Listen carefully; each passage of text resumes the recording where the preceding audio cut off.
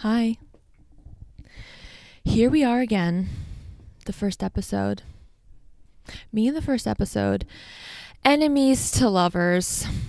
Yeah, I really do feel like the first episode and myself have been enemies, but we're slowly but surely going to enter our lovers phase soon. I did take some notes because I want to stay on track and have a sense of controlled chaos.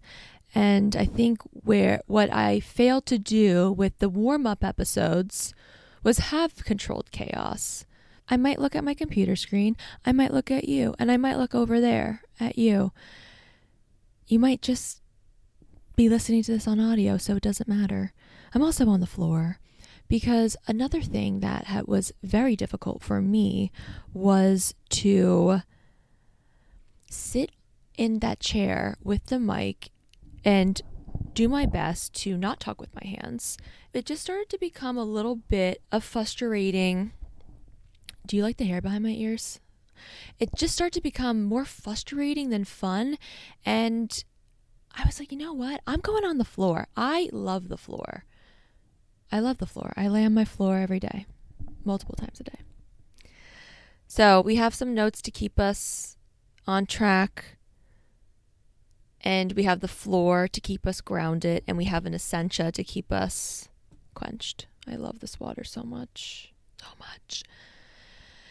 Today is Sunday, March 30th, and I never thought I would say this, but I'm a little sad. I'm a little sad that March is ending. March was a big month for me. It was a big month for me. It was filled with finality. It was filled with clarity. It was filled with mysticism. Mysticism. And March finally closed a lingering chapter that's been haunting me for far too long. The chapter I'm calling the Big Daddy chapter. And the Big Daddy chapter is layered. I'm like, okay, now I'm getting into it. It's a story time now. It's Sunday. It's foggy outside. Neptune just transitioned into Aries. The first time since the French Revolution. Sit down, everyone. It's story time. I don't know why I didn't start with that. But yeah, this chapter, I'm calling the Big Daddy chapter because it was a Big Daddy chapter. This was a big moment, a big lesson for me. And the Big Daddy chapter is layered and nuanced. It's written in code, and the only person who can read it to close it is me. It's annoying, but it is. And this chapter has been with me for a very long time. I've tried to destroy it. I've tried to rewrite it. I forgot it existed. Just kidding, I knew it existed. I was pretending. And yeah, I did anything I could to avoid, dodge, swerve reading it. I wanted nothing to do with it. Because the chapter had everything to do with me.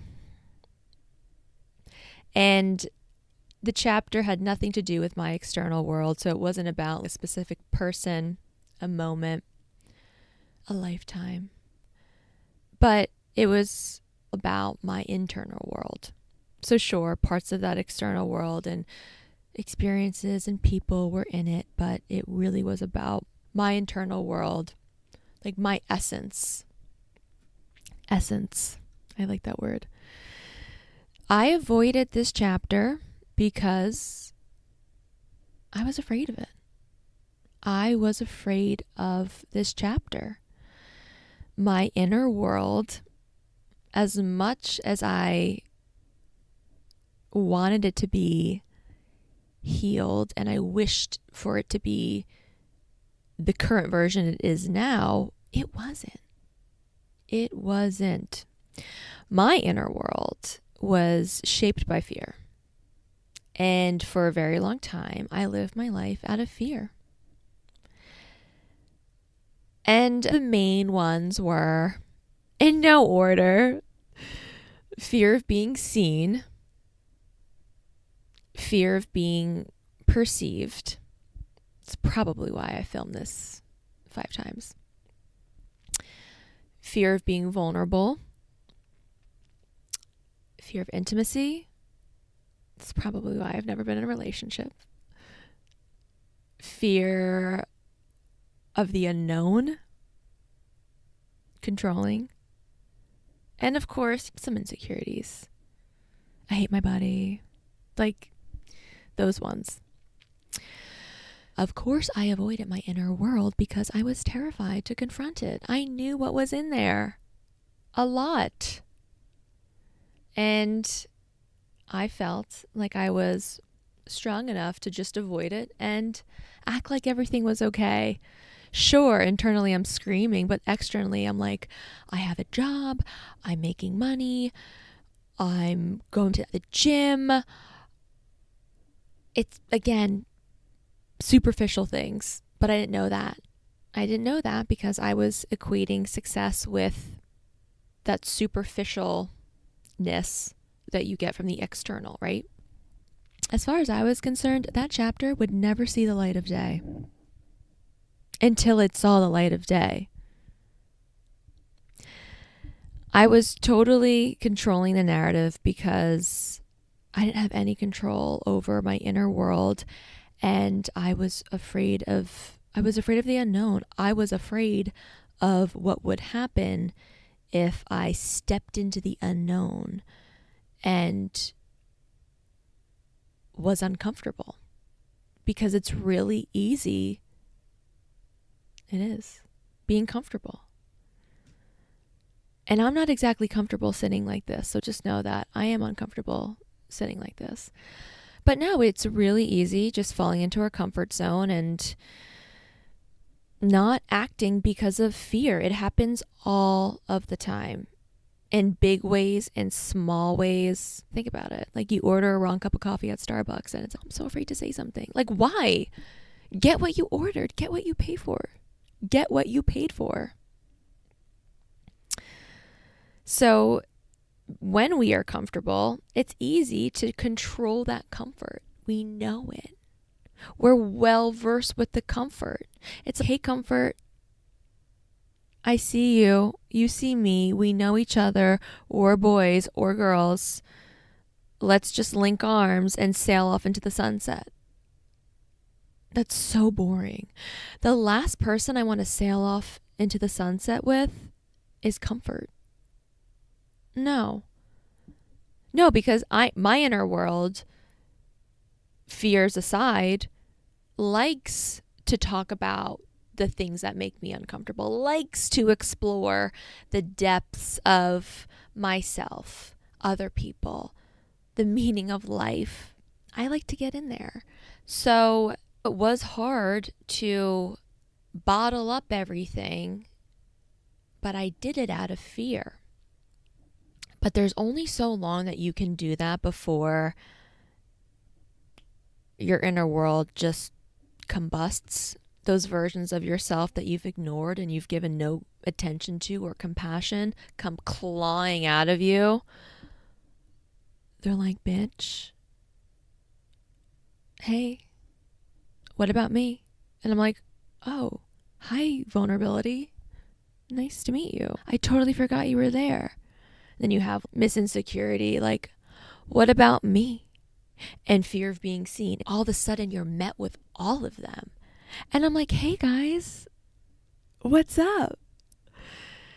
And that's how my inner monologue, my inner dialogue, that's how I personify fear and how it helped me work through it. So it's a good thing when we start to become okay with being uncomfortable, because sooner or later you get used to it, and then you realize that feeling of being uncomfortable was just your intuition nudging you into where you're supposed to be.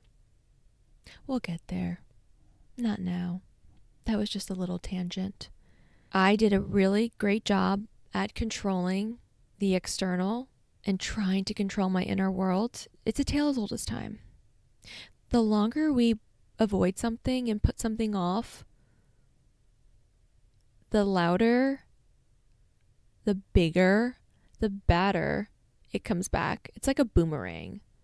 Except when you throw it, it comes back and hits you like times 5, times 10. You move. It moves you. You're like, shit. So that's exactly what happened. When you think about your inner world, and if your inner world is ruled by fear, it's such a power imbalance. I felt like fear was calling the shots.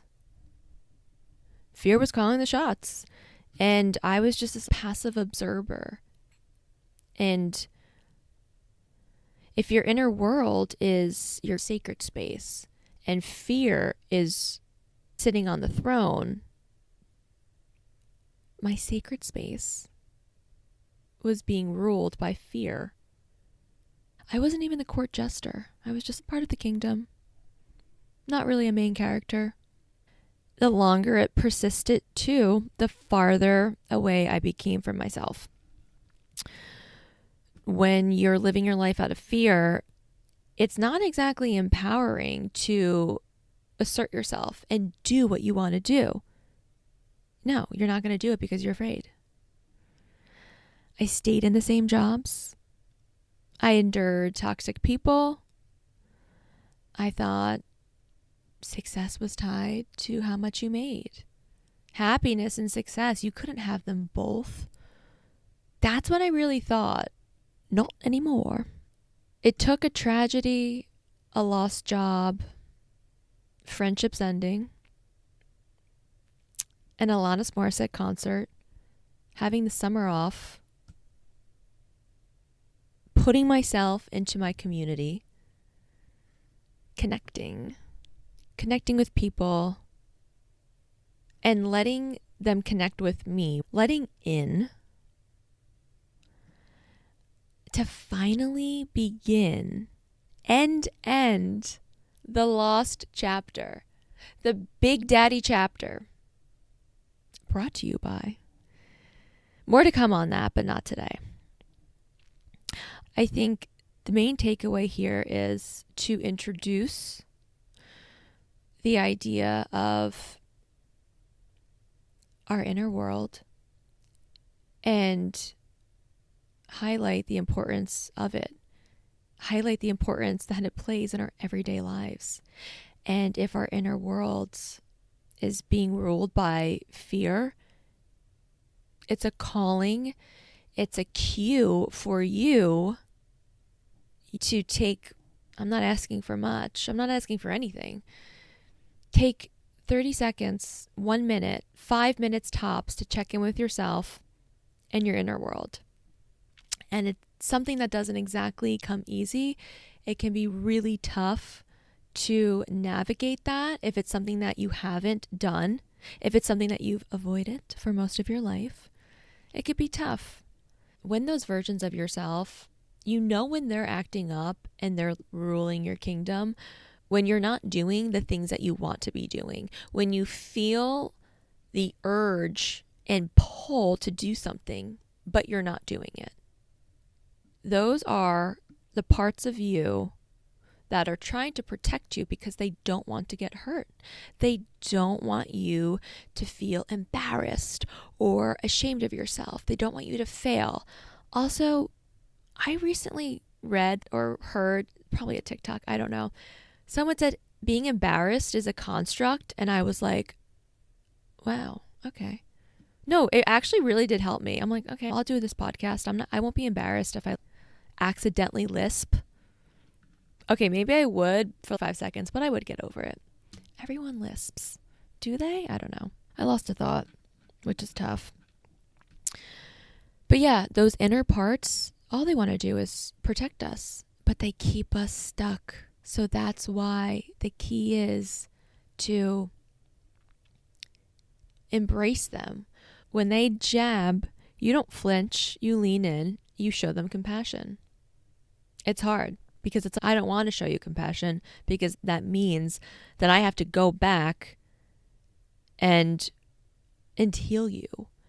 And that can be scary. It could bubble up a lot of stuff that we don't want. But if we don't do it, we'll be stuck. There is this part of me that knows I would be more upset at myself if I didn't do it, if I didn't take that shot.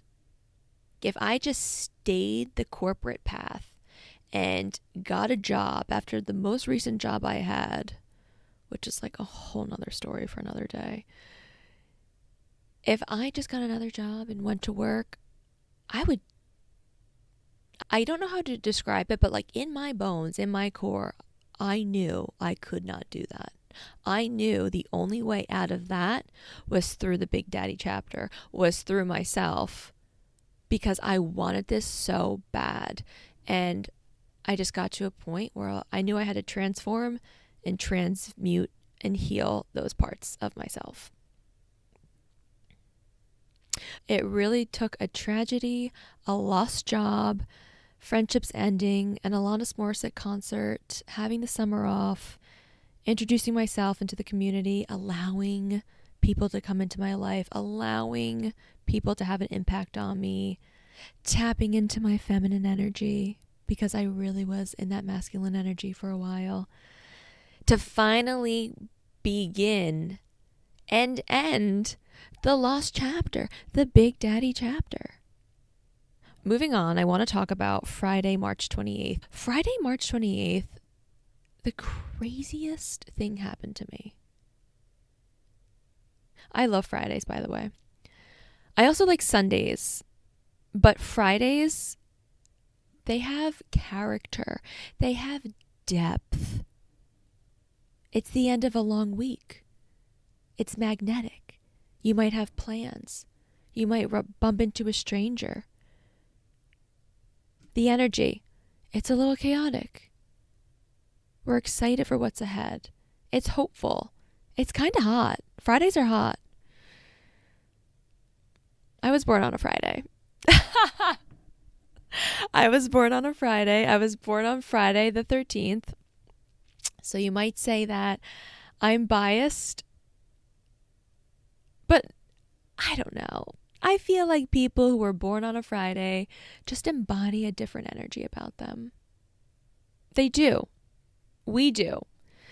Friday is ruled by Venus, and Venus is the planet of love, beauty, art. We're, us, Friday birthdays, who are ruled by Venus, we're said to be naturally magnetic, creative, and we're pulled towards emotional connections. It's also said that we're here to remind people to slow down, savor life, love deeper. That can be through your words or your actions, just your presence, your style. Like I said, Friday birthdays, it's an aura, it's an energy. So if you were born on a Friday, I hope that you're feeling a little bit hotter than you did yesterday. I will go through the days of the week and give everyone their moment, but it's about Friday, because what happened this Friday was wild and trippy and mystic. And I was like obsessed with it. Did you know the odds of you being born is 1 in 400 trillion? I don't know. I also just feel like that doesn't make birthdays feel that random when you think about that statistic. Back to this week had some wild energy, some big epiphanies and energetic shifts. So when I say that I was sad to see March end, I was, because I was like, wait, like March gave me clarity. I want more. That was fun. I like that. March was cool. March was lit. And like my intuition was buzzing. But Tuesday night, March 25th, I also was buzzing. I did record an episode and it was fun. It was the first episode aka my fourth, but who's counting? So the plan was on Tuesday to record the episode and spend the day Friday editing. And I would launch Friday. And I told my sister, who's my manager, I mean, not really, but I did need someone to hold me accountable, because if you give me a creative deadline, I might not ever get that done. I recorded it on Tuesday. It was a little chaotic. I had a lot of energy. I think it was like after the gym, so I was all like hyped up. And I was like, okay, cool. I was like, okay, cool. I will edit this Friday. We'll launch. What could go wrong? What could go wrong recording and editing something that I've actually have never done before, and I have zero experience editing? What could go wrong? Editing was a fucking disaster. I spent most of the day trying to stitch together an audio file with a video file. I ended up doing it, but I had a 3-second lag. So the audio didn't match up to the video. It was tough. I was watching YouTube tutorials of people who like really knew what they were doing. They were like wizards, and they were like, yeah, you just do this and that, and there you go. I'm like, oh my God. I was trying, but I was coming up short. Even ChatGPT was getting a little bit pissed. He was like, it's okay to re-record. I think you should re-record. So I was like, fine, I'll re-record. So around 5 o'clock, I called my creative director. I was like, I need to have a meeting. My creative director is my brother. I'm bringing the family into the fold here. And John is very good with technology and tech. He's like a Gen Z millennial cusp. I don't know if that means anything, but it does to me. And he was nice, but he was like, I explained to him what was happening. I shared my screen. I've been out of corporate so long that we were on a Google Meet, and I was like, how do I share my screen? I felt like my mother. But I shared my screen and I said, this is what's wrong. And he was like, listen. He's like, I don't want to say this, but, and he trailed off. And I knew where he was going. I'm like, you're not going to offend me. I'm like, I get it. This is advanced calc, and I'm still testing out of geometry. Like, I get it. So John suggested that I re-record and I get a special cable, which I am using now. Hopefully this is recording. And I get a special cable, and I do not have to match up an audio and video because it's too advanced for me. It's too advanced for him. He was like, as your creative director, I don't want to be bothered by this. And I was like, you're right. I don't want to bother you with this. You're basically working for free. I was like, fine. What's the 5th episode at this point? Who's counting? So right before we ended the call, I said to John, I did say on my Instagram post, I did say that this would launch today, meaning Friday. And he was like, you did? And I said, yeah. And he was like, okay, why don't we just do a screen recording of you and I right now, and we'll do a quick little PSA, Mercury's in retrograde, rain date for March 31st. And I was like, perfect. So we captured that, and I ended the call, and I was like, you know what? Let me go to Staples. And let me try to get this cord. And typically on a Friday, I wouldn't be so eager. Again, I am my own boss, my own manager. I can put things off or I can do them. But I don't know. The energy, I felt actionable, ? I felt like being assertive. And honestly, something in me just told me to go get that cord. Get that cord, put on your favorite Nike sweatsuit that you wear literally every day, and go to Staples. Also, no offense to Staples, but maybe this is just my Staples. What are you guys selling? Because nothing is ever stocked when I go. I'm like, is this a shell company? Is this like mattress firm? Are we laundering money? Allegedly. But no, I mean, I got there and there was not one USB-C cord in sight. And there was like one worker and they kept on conveniently disappearing when I went to go try to find them. I'm like, am I playing hide and seek at Staples with the one worker on a Friday? My day? Hot Girl Friday? They had literally nothing. Also, Staples was selling food and Clorox and like household items. And I'm like, why are you guys selling this? But you're not selling like a USB-C cable.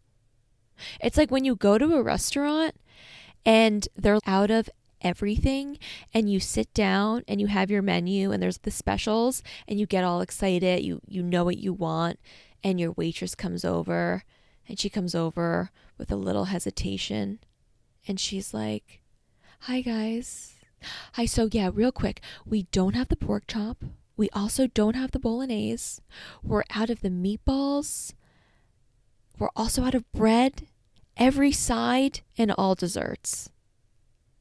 And you're like, okay. And then she comes back to tell you 5 more things that they don't have. And at this point, you're like, can you just tell me what you have? Can you just tell me what you have, Staples? Random store. Anyway, I left Staples and I went to Target because my creative director, John, said that this cord would be at Target. So I went and I got the cord at Target.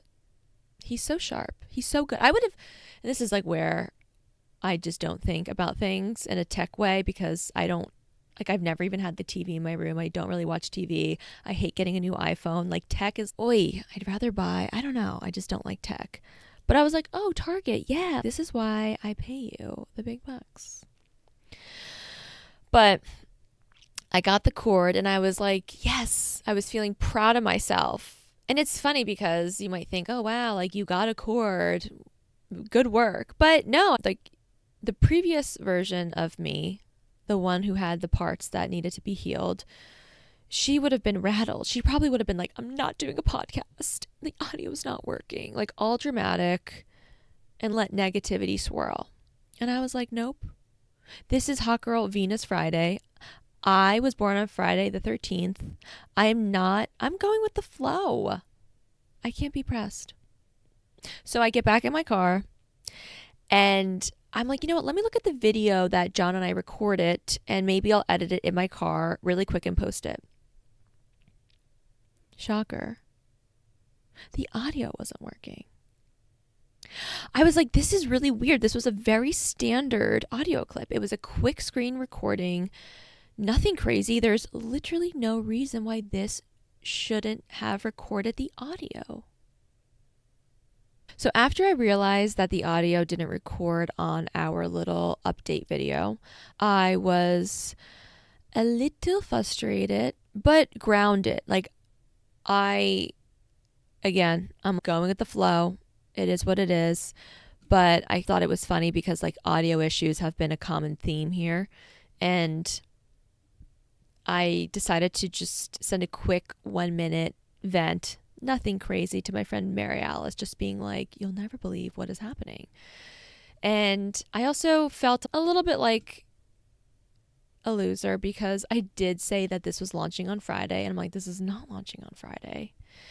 And I just wanted to vent. But I was venting from a place of being grounded. The show must go on. I'll figure it out. I just need to get it out there and then move on. So I sent the voice memo to Mary Alice and she's so good. She's always good with advice and hearing you and being like, oh yeah, that sucks. But also coming from a place of help and understanding. We both have a Gemini moon, so we process our emotions and we intellectualize how we're feeling in a similar way. She's just more direct. She is more direct than I am. I'm like a Scorpio. I'm like a vault with jazz hands. I'm a little bit more reserved until I'm not.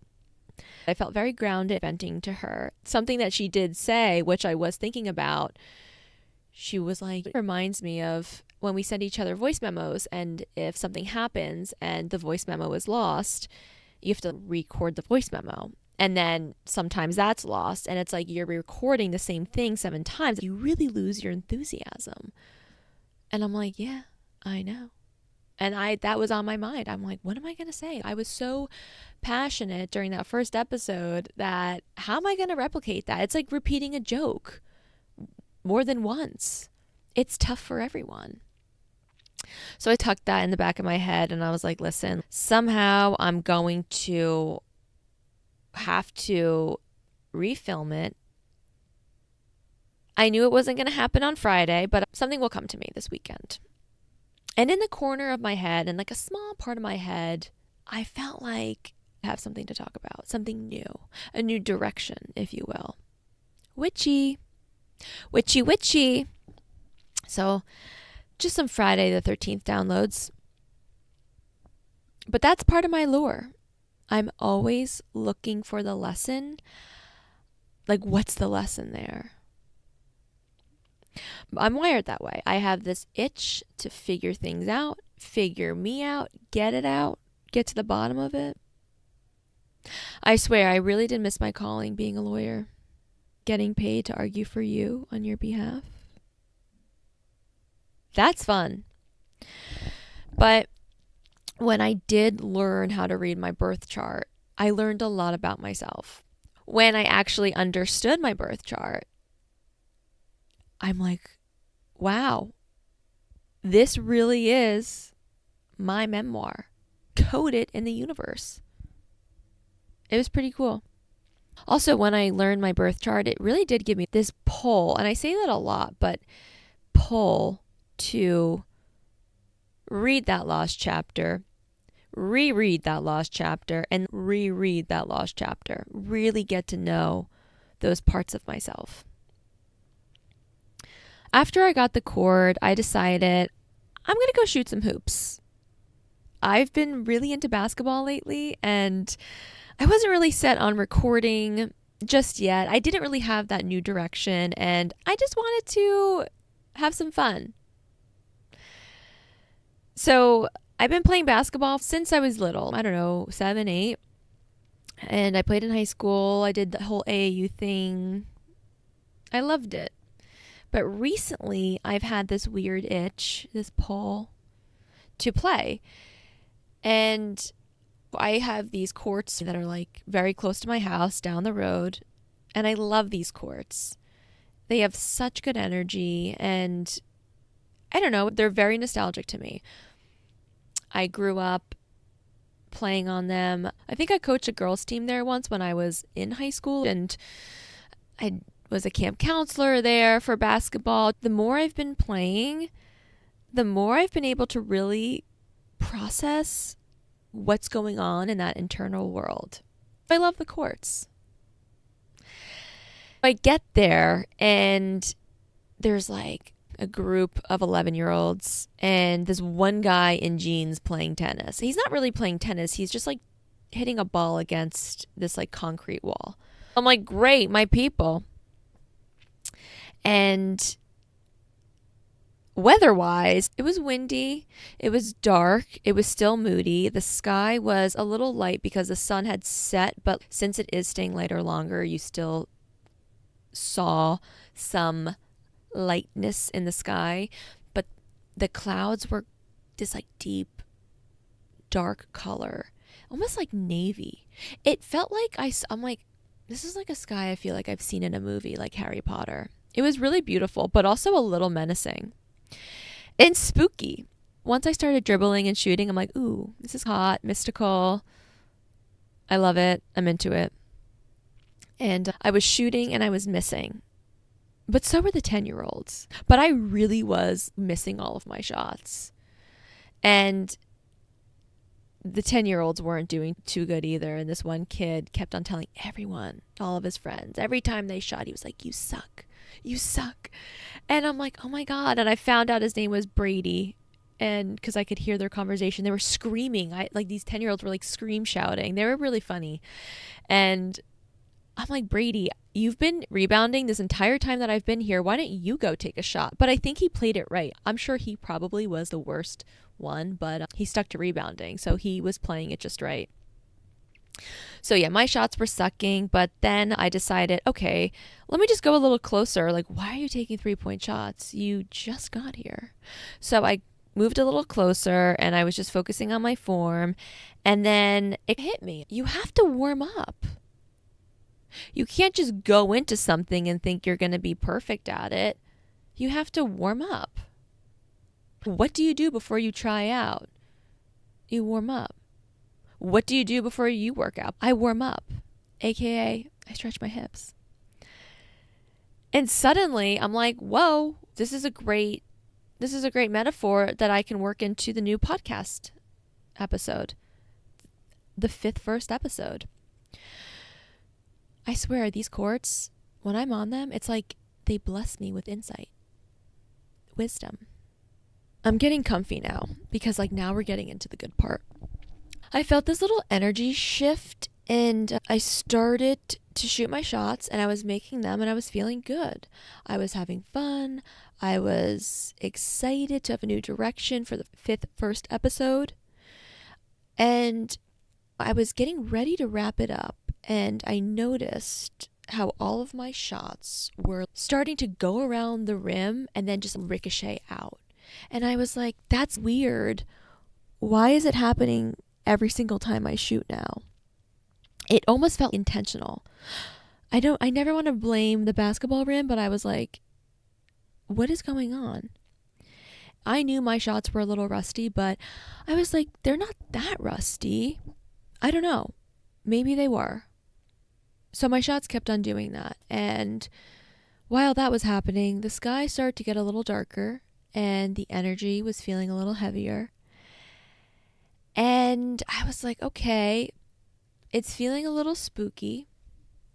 And I knew I was ready to wrap it up soon. So I go and I take a shot.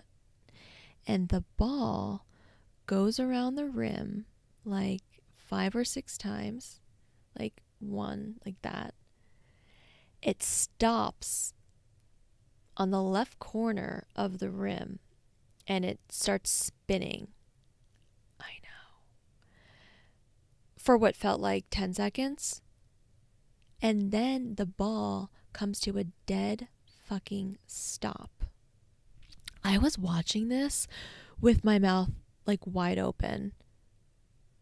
I couldn't believe the ball just spun to a stop.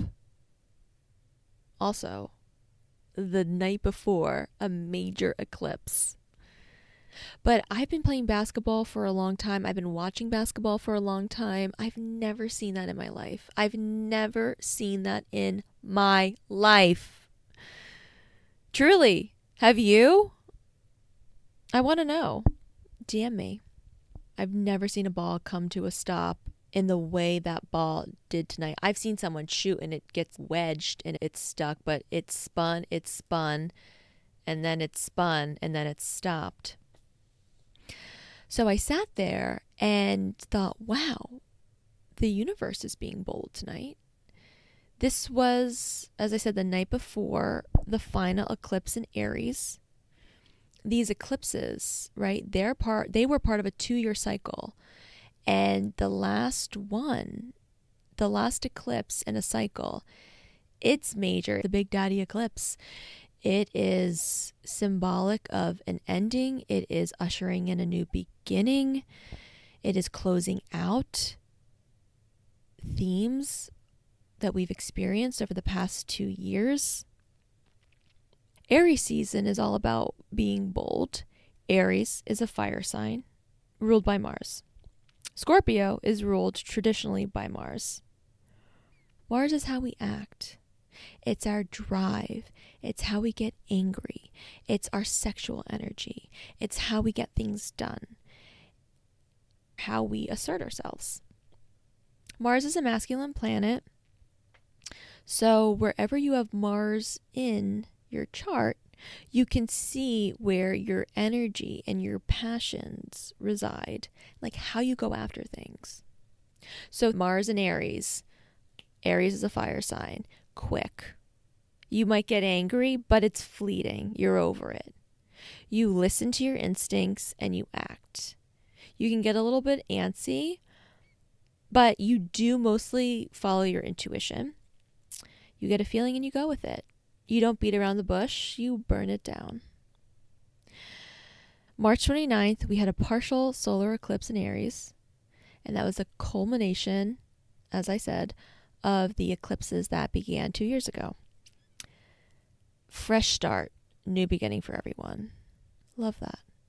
The themes surrounding this eclipse are very relevant to me, but they are embracing change, personal reinvention, trusting yourself and your intuition, and taking bold action. Very Aries. So these themes likely were a focus at some point during the last 2 years for you. I know they were for me.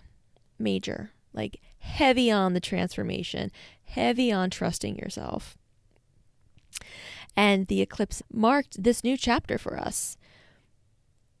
It burned down all of those themes and lessons that we worked through to get to this point, to get to this new version of ourselves, to start fresh. Because Aries is the beginning of the astrological new year too. Like the phoenix, we have to burn it down to build it back up. Back to the courts. Astrology is over. Class is over. I'm standing there in silence looking at this basketball. It's completely still. It's poised. It's actually regal. I'm like, you look beautiful up there. But it's not moving at all. And it's pretty windy too. So I thought maybe the wind would perhaps knock the ball down. It didn't. It was like there. I wish I filmed it, but I didn't want to look away, so I didn't have enough time to go get my phone. I felt like this was a 1 in a trillion chances, and I wanted to witness it with my eyes and not my phone. The courts were quiet, but the message was loud. Boldness doesn't always need to be shouted. It's not volume, it's presence. And sometimes the most assertive thing you can do is stand in your stillness and let it speak for you. These moments when we're dialed in, look at me, I'm like, these moments when we're dialed in and fully present, they really invite us in to experience boldness in ways in which we never have before. What we thought was bold might not be what we needed boldness to be. Maybe true assertion is something we discover in silence. When we're able to connect with our inner selves and make bold moves, that movement is coming from clarity, not pressure. It's coming from creativity, not comparison. It's coming from ourselves. It's not performative. Silence is loud. Stillness is clear. There's noise in silence and clarity in stillness.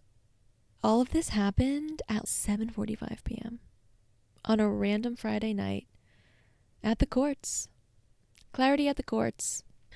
Just me, a basketball, a pack of 12-year-olds, a guy playing tennis in jeans, my new USB-C cord, the whole crew. But somehow that was enough to spark this mystical moment, to spark this new idea, this new way to introduce this podcast. I was like, yes. But it's funny how those little in-between moments, the ones we almost miss, are the ones that say the most. I feel like Ferris Bueller said that. Anyway, to wrap it up, one of the 12-year-olds came over and he was like, "Do you need help?" And I was like, "I do." So he went to go shoot the ball at my ball and he missed. It was funny, a little poetic. And his friends were like roasting him for it. And I'm like, this ball does not want to come down. And I'm getting a little freaked out. So I shot one more shot to leave on a make, and I went home. But it gets even witchier. It does. So I get home and I go to put my keys down on the kitchen table, and I see a tarot card that I pulled that morning. I didn't pull the tarot card. It like popped out and landed horizontally, which, like, now that I think of it, witchy. And when a card pops out, I typically just go with it.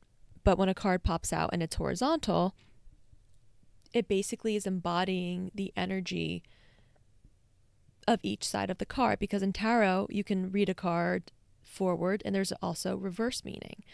But when it lands horizontal, it sort of like sits between those two energies.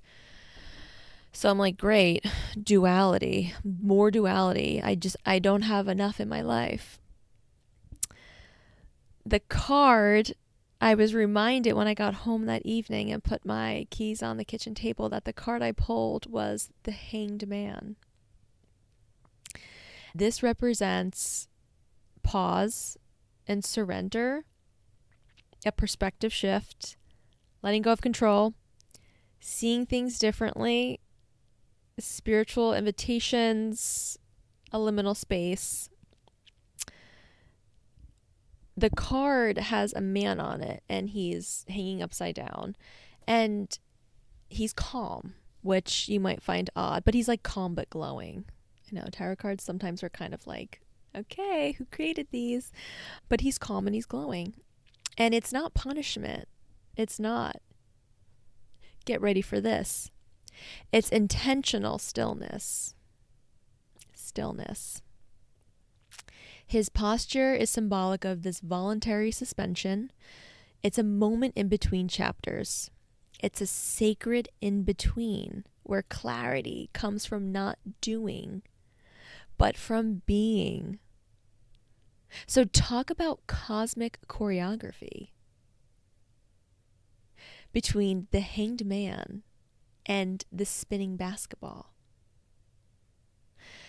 The universe, it didn't need me to move that day or be performative and force an episode. It needed me to see. The basketball spinning, slowing, stopping, completely still. It was the mirror. The Hanged Man isn't about being stuck. It's about finally seeing, feeling the world, your environment, your energy from a new angle. And finally realizing maybe that's the point. Trust yourself. Trust what you cannot see. Trust the nudge. Trust your intuition. She always knows. He always knows. So this is just one of my many stories that I'm going to be sharing as the mystical hot ant. And I will say, out of all the signs that I've asked the universe to send me over the past year, this one was the best. It was the grand finale, the Big Daddy sign. I've asked the universe for a lot of signs this past year. Every time I do, I feel like the universe is like, oh, it's her again. Just, I don't know, just make her look at the clock at 11:11. I will say, I think this was my most favorite sign I received, and I feel good. I'm like, I don't know if I need any more signs. And maybe I'll leave that energy with the eclipse, that urge or itch to ask for signs, because the only sign I need, I have. It's my intuition. I think I'm good. But let's see how long that lasts. 11:11. What time is it? It's 4:43. Oh my God. Okay, it would have been really cool if it was 4:44. I'll let you know when it is. But I feel like that was a great warm-up. I feel good about that, and I'm ready to launch this first 5th episode. And I think that's all I got. Until the next one, I want everyone to have a really great week. Neptune has entered Aries, so take advantage of this major shift. This hasn't happened since the French Revolution, so lean into this energy. Don't waste it. 444 on the clock. Crazy.